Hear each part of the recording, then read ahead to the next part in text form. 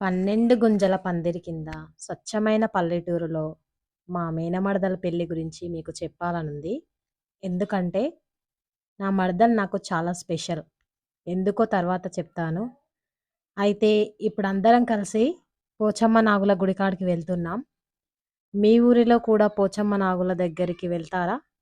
ఒకవేళ సిటీలో ఉండేవాళ్ళు మీ లైఫ్ స్టైల్ ఏంటో పెళ్లి గురించి కామెంట్ రూపంలో మాకు తెలియపరచండి.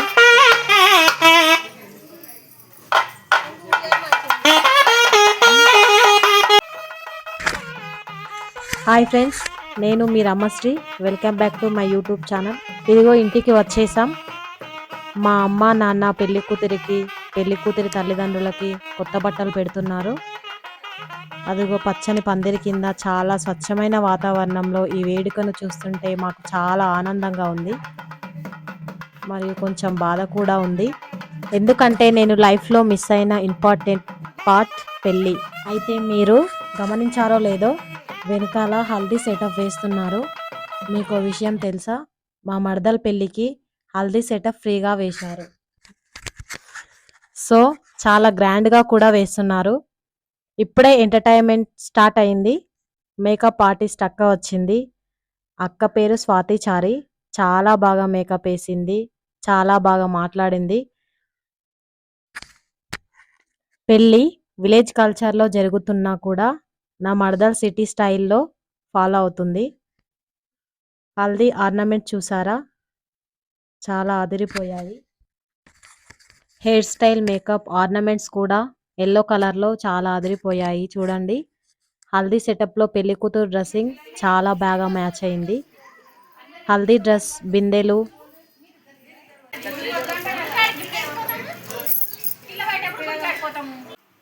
ఫ్లవర్స్. ఈ నైట్ చాలా హ్యాపీగా అనిపించింది. ఇప్పుడు ఫోటోగ్రాఫర్ ఫోటోషూట్ చేస్తున్నాడు. నా మరదల్ స్టైల్గా ఫొటోస్ దిగుతుంది. మీరు కూడా మీ పెళ్ళిలో హల్దీ చేసుకున్నట్లయితే కామెంట్స్ రూపంలో తెలియపరచండి. ఫస్ట్ అందరం ఫ్యామిలీ ఫొటోస్ దిగాము. ఫోటోషూట్ రకరకాల లైట్లతో తీస్తున్నారు. నాకేం అర్థం కావట్లేదు, అయినా అలాగే చూస్తూ ఉన్నాను. అయిపోయాకే అట్లనే నేను కూడా ఫోటో దిగాను. లైట్గా కొంచెం డ్యాన్సులు కూడా చేశాము, ఎగిరాం కూడా. చాలా అలసిపోయేంత వరకు ఎంజాయ్ చేశాం. హల్దీలో రకరకాల పాటలతో మా మరదలు, బాబాయిలు, మామలు, అత్తలు, చిన్నపిల్లలు అందరం చాలా బాగా డ్యాన్స్ రాకున్నా కూడా చాలా బాగా ఎంజాయ్ చేశాం. చూడండి ఫ్రెండ్స్, ఎంతమంది అయ్యామో. ఒక్కసారిగా డీజే టిల్లు అంటూ చాలా బాగా ఎంజాయ్ చేశాము. బాగా అలసిపోయాం. తెల్లవారికే పెళ్ళి. గొప్ప విషయం ఏంటంటే నా కూతురు కూడా నాతో పాటు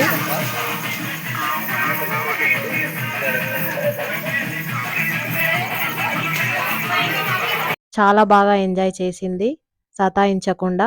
చాలాసేపు ఆడింది. ఒక కుండల చల్లనీళ్ళు తీసుకొచ్చి పోసిన దెబ్బకి నా మరదలు జలదరిచ్చింది. అలాగే తెల్లవారుజామున కావచ్చింది. కొట్నం మైలపోలు పెడుతున్నాం పెళ్లి కూతురికి. సో అలసిపోయాం, తడిసిపోయాం. అదే హడావిడిలో అన్ని కార్యక్రమాలు సాగించాము. అందరం కలిసి ఫోటో దిగాము. తెల్లారింది. అందరం రెడీ అవుతున్నాం. నా పెద్ద కూతురు నేను పెళ్ళికి రెడీ అయిన ఫోటో.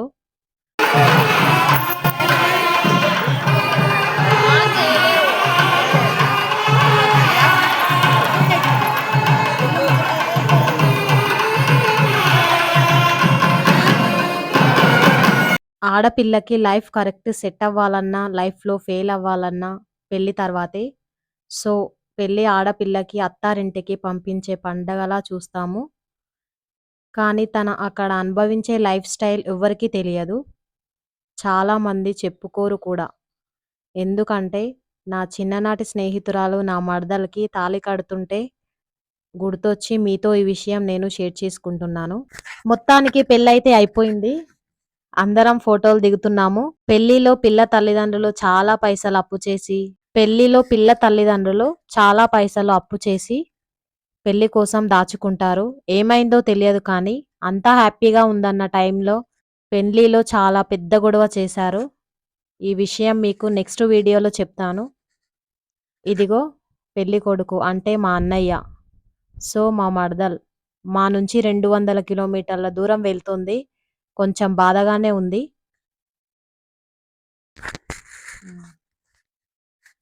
హ్మ్.